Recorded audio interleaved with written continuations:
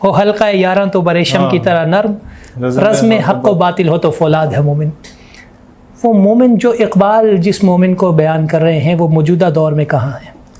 इकबाल रहमतुल्लाह अलैह ने मर्द मोमिन के बारे में लिखा यह है कि मर्द हुर मोहकम ज़े विर्द ला तख़फ़ माँ बमीदा, what's the difference between me and that मर्द मुजाहिद? माँ बमीदा सर बजेब ऊ सर बकफ, मैं सर को जेब में छुपा के फिर रहा होता हूँ और वो सर बकफ फिर रहा होता है, वो 72 को लेके चल पड़ता है। वाह। और क्या फर्क है उसमें और मुझ में? माँ कलीसा दोस्त, माँ मस्जिद फरोश। ओह क्या मैं अपनी ताजो तख्तो हुकूमत जाके अंग्रेजों के ऊपर बेच आया, मैंने मस्जिद को फरोश कर दिया। वाह। और जब मैं ख्वाबे गफलत से बेदार होने को तैयार नहीं होता, मर्द हुर क्या कर रहा होता है? माँ कलीसा दोस्त, माँ मस्जिद फरोश, उसे दस्ते मुस्तफ़ा पैमाना, उसको उस वक्त बारगाह मुस्तफ़वी से पैमाने आ रहे होते हैं। वाह वाह। कहते हैं ना तैबा से मंगाई जाती है, सीनों में समाई जाती है, तो ईद की मैं प्यालों से नहीं नजरों से पिलाई जाती। बेशक बेशक। तो उसे दस्ते मुस्तफ़ा पैमाना नोश, ये है वो मर्द हुर। आज कहाँ पे देखें, हमारी आंख देखने वाली नहीं है, वो आज भी अफगानिस्तान के किसी कोसार पे बैठा हुआ है, क्या कहने, वो आज भी चचनिया के किसी कोने में बैठा होगा, बेशक वो आज भी कश्मीर की किसी गार में मौजूद होगा। मर्द हुर है, हमने रिकग्नाइज नहीं किया, हम समझते वो दौर चला गया, नहीं वो दौर है। मीर अरब को ठंडी हवा जहां से आई थी वहां का नौजवान क्यों नहीं उठ रहा? सर मैं आपको एक बात बताऊं, आप नौजवान हैं, मैं आपसे पूछ इसीलिए रहा हूं कि आपका ताल्लुक इकबाल से बड़ा नजरियाती एक ताल्लुक है। मीर अरब को आई ठंडी हवा जहां से, मेरा वतन वही है, मेरा वतन वही है। मुझे ये बताएं, एक बंदा उठ के झूठी नबूवत का दावा कर देता है बरतानिया में, कौन कहां से उठ के जाता है उसको?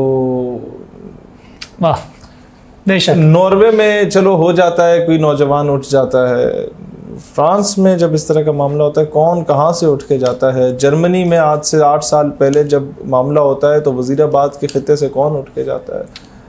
सर इकबाल वैसे नहीं कहता था कि भी हुजूर का रुख जब इधर हुआ है तो मुस्कुराए।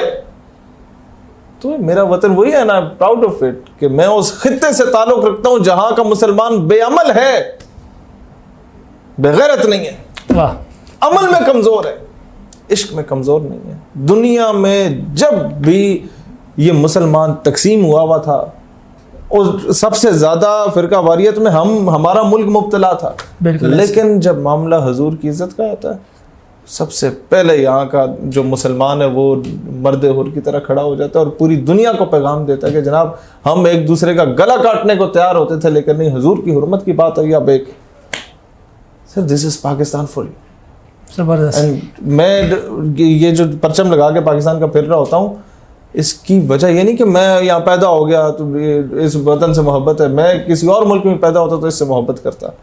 It's the only homeland after Medina पाक which was made on the name of Islam. बिल्कुल इट्स द ओनली होमलैंड जिसको इकबाल ने तरबियत की, जिस बंदे की उसने आके ये वतन बनाया, वो इकबाल जिसे आज इंडिया डिसओन नहीं कर सकता, उनके नेशनल डे पे भी इकबाल पढ़ा जा रहा होता है। बिल्कुल कुछ तो है इकबाल में। वो इकबाल के उनके पोते मुझे कहते हैं मैं ईरान में गया तो ईरानी मुझसे नाराज हो गए कि तुम्हें फारसी नहीं आती, तुम इकबाल के पोते हो। हम उसे आइडियलाइज करते हैं। वो इकबाल जिसे ट्रांसलेट करके हर जगह दुनिया में सुना जाता है, कुछ जगहों पे बैन लगा दिया जाता है कि यार ये ऐसी खुददारी मुसलमानों में बेदार कर रहा है, कहीं ये फिर उठ के वो निकल के सहरा से जिसने रोमा की सल्तनत को उलट दिया था। हाँ। वो ये जो हम कुदसियों से सुन रहे हैं कि वो शेर फिर होशियार हो रहा है, वो होना चाहिए यार, इन्हें बैन करो इकबाल लो की ला छटे। लेकिन शहीर भाई, मैं थोड़ा सा अगर इसी बात को बढ़ाते हुए आगे बढ़ूँ निकल के रोमा से, लेकिन इकबाल खुद आगे फिर कह रहे हैं कि तुम्हारी तहजीब अपने खंजर से आप ही खुदकुशी करेगी। क्या मौजूदा दौर को देखें, आप इस चीज़ को किस तनाजुर में देख रहे हैं? इकबाल ने बात की थी अंग्रेज़ों के लिए, बिल्कुल ऐसे ही। ओपन मैरिज का सिस्टम उन्होंने अनाउंस कर दिया, गेज एंड लेस्बियंस का उन्होंने सिस्टम अनाउंस कर दिया, आके वो हमें ह्यूमैनिटी का दर्स देते हैं जिन्हें ये नहीं पता कि भाई उन्होंने आज हमें कहा कि औरत को हकूक दो, हमने कहा हम तो दे देते हैं औरत को हकूक। मेरे पार्लियामेंट में, नेशनल असेंबली में भी औरत है, रिजर्व सीट्स हैं, प्रोविंशियल असेंबली में भी रिजर्व सीट्स हैं, सेनेट में भी रिजर्व सीट्स हैं, वो मेडिकल कोर में भी है, आर्मी में, वो आर्मी में जाओ तो इंजीनियरिंग कोर में भी है, वो सिग्नल कोर में भी है, वो सप्लाई कोर में भी है, बिल्कुल, वो आप हॉस्पिटल्स में जाएं तो नर्स भी है, डॉक्टर भी है, वो एयर होस्टेस भी है, बस होस्टेस भी है, वो टीचिंग फैकल्टी में भी है। तुमने औरत को क्या हकूक दिया? तुम सिर्फ अपनी वालिदा को ये हकूक दे दो। मैं अंग्रेजों से कहता हूं कि अपने आईडी कार्ड पे अपने वालिद का नाम लिख दो। उनके आईडी कार्ड्स पे एज पर लॉ वालिद का नाम नहीं होता कि मोहल्ले में 600 बंदों में से पता नहीं कौन कौन वालिदा को ये शर्फ बख्श के गया है कि आप इस दुनिया में मारिज वजूद में आए। तुम्हारी तहजीब खुदकुशी कर रही है और कर चुकी है। शहीर भाई, उनकी तहजीब ज़ाहिर है खुदकुशी कर चुकी है, और जिस तरह शिराजा बिखरा, पहले उन्होंने हमारा शिराजा बिखरने की कोशिश की और अपना बिखर गया, ख़ानदानी निज़ाम तबाह। सबसे ज़्यादा रेप विक्टिम नेशन यही है वेस्ट। यहाँ पर किसी बच्ची के साथ ज्यादती होती है तो कानून हरकत में यह आ जाता है कि सजाए मौत सुना दी जाती है और पूरा मुल्क खड़ा होता है। मुल्क खड़ा होता है। असेंबली में अगर एक दो मिनिस्टर्स इस तरह कहते भी नहीं सजाए मौत ना दो, तो वो ये कहते हैं कि यार कोई और सख्त सजा जरूर दो, और असेंबली में कानून पास होना शुरू हो जाते हैं। हरकत बेशक लेट हो, justice delayed is justice denied, but justice मिलना शुरू हो गया। मुझे ये बताएं, अमेरिका में जब किसी औरत के साथ रेप होता है तो बंदे को बेल आउट कर दिया जाता है, छोड़ दिया जाता है कि यार नहीं इसकी नीड थी, नहीं तो ये मर जाता है ऐसी हरकत ना करता, रेप ना करता तो। और सबसे ज्यादा डाइवोर्स अगर कहीं पर हो रही है वहां हो रही है। एज अ नेशन तो उन लोगों ने इराक में, ईरान में, लिबिया में, सीरिया में, अफगानिस्तान में तबाही करके ऑयल और गैस रिजर्व्स और कोल रिजर्व्स चुरा लिए। एज अ नेशन तो अमीर हो गए, लेकिन इनफरादी तौर पे अगर देखा जाए तो हर दूसरा अमेरिकन डिप्रेशन का शिकार है। बिल्कुल, हर दूसरा बंदा घर से लड़के हर दूसरे दिन डाइवोर्स हो रही होती है।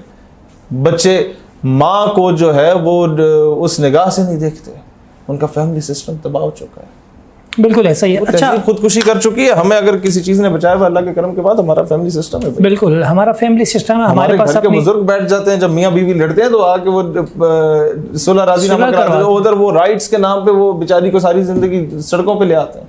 बिल्कुल ऐसा ही। तो यहाँ पाकिस्तान इज मच बेटर। शेर भाई, हम एक और टॉपिक पे मजीद इसी को बढ़ाते हुए भी हम बात करेंगे कि इकबाल ने आज से 100 साल कबल उस वक्त ये कह दिया था, उन्होंने पहले ही बता दिया था अंग्रेज़ों की जो फ़िक्र है, अंग्रेज़ चाहता क्या है कि फ़िक्र अरब को दे के फ़रंगी तख़य्युलात इस्लाम को हिजाज़ और यमन से निकाल दो। हम उस हवाले से भी गुफ्तगू करेंगे, लेकिन हम मुख्तसर सा एक ब्रेक लेंगे, फिर वापस जब लौटेंगे तो हम इंशाल्लाह आपसे फिर उसी हवाले से गुफ्तगू करेंगे। नाज़रीन, मुख्तसर सा ब्रेक और फिर हम वापस लौटते हैं। शहीर भाई हमारे साथ मौजूद हैं, हम इकबालियात के हवाले से मज़ीद इनसे गुफ्तगू करेंगे। हमारे साथ रहिएगा।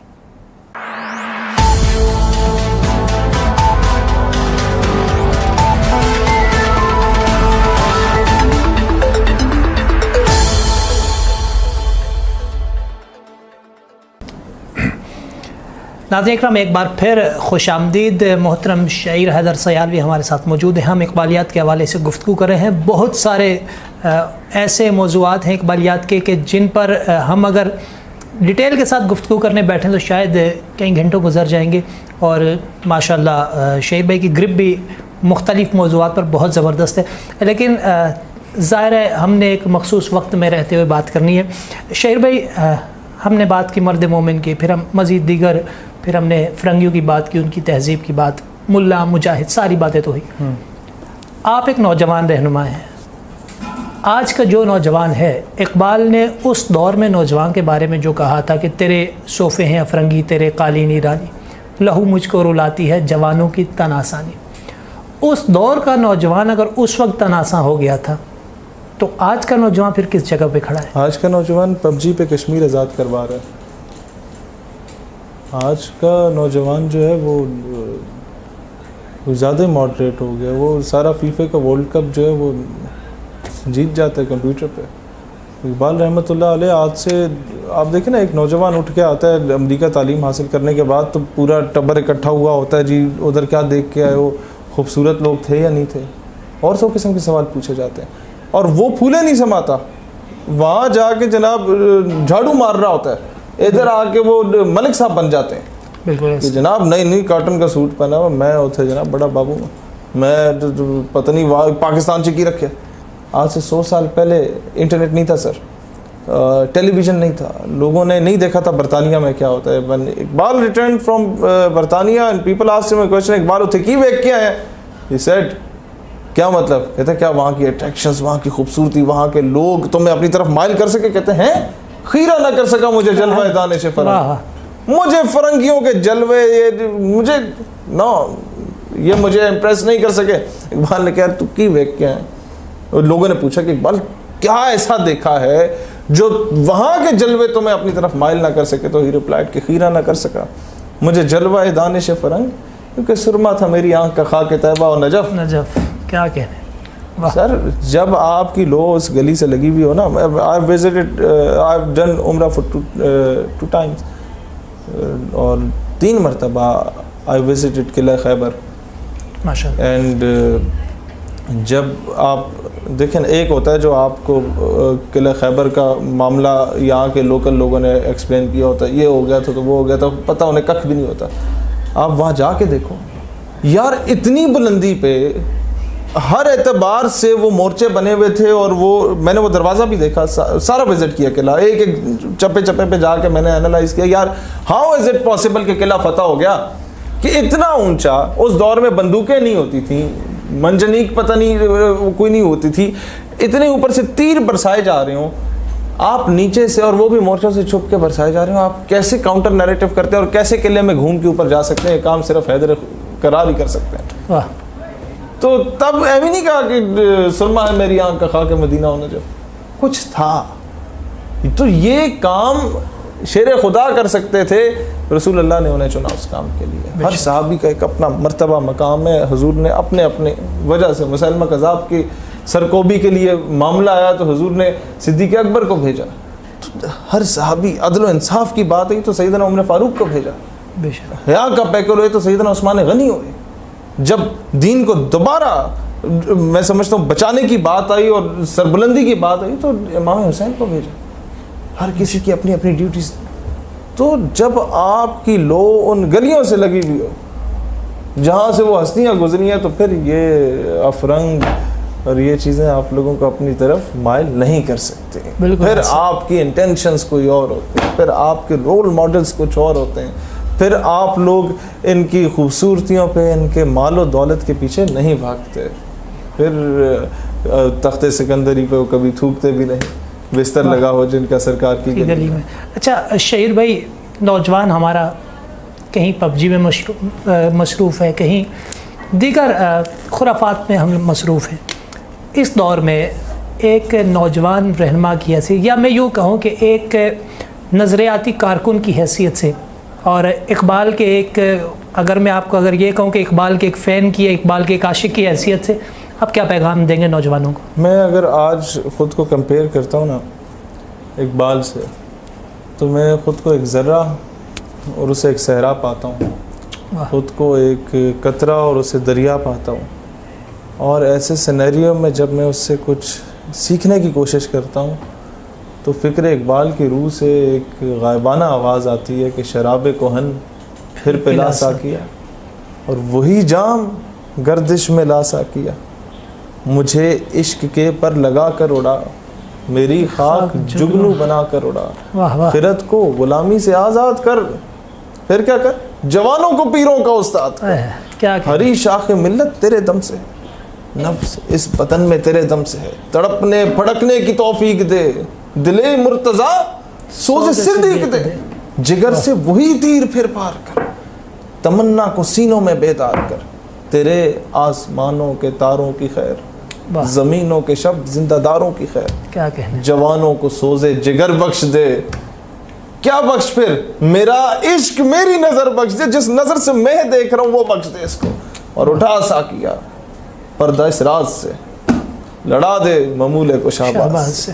यही पैगाम इकबाल की ही रोशनी में नौजवानों को देना चाहता हूँ। बहुत बहुत शुक्रिया शेर हैदर सियालवी साहब, बड़े खूबसूरत अंदाज में आपने इकबालियात के हवाले से गुफ्तगू की, और एक बार फिर तशरीफ़ आवी के लिए बहुत शुक्रगुजार है, ना सिर्फ मैं बल्कि मेरी पूरी टीम आपकी बेहद शुक्रगुजार है। नाज़रीन इकराम, इकबालियात और जितनी देर मैंने शेर भाई से बात की, हम मर्द मोमिन के हवाले से चाहे बात करें, जिस भी एतबार से बात की, तो जाकर एक ही अगर मैं कहूँ कि निचोड़ यही निकला है कि हो न हो फूल तो बुलबुल का तरन्नुम भी ना हो, चमने दहर में कलियों का तबस्सुम भी ना हो, ये ना साकी हो तो फिर मैं भी ना हो, खुम भी ना हो, बज़्म में तौहीद भी दुनिया में ना हो, तुम भी ना हो, और खेमा अफलाक का इस्तादा इसी नाम से है, नबज़े हस्ती तपिश आमादा इसी नाम से है। और सारी इकबालियात का निचोड़ है तो वो यही है कि मोहम्मद से वफा तूने तो हम तेरे हैं, ये जहाँ चीज़ है क्या लोह कलम तेरे हैं। नाज़रीन इकराम, उम्मीद है हमारा पैगाम आप तक पहुँचा होगा,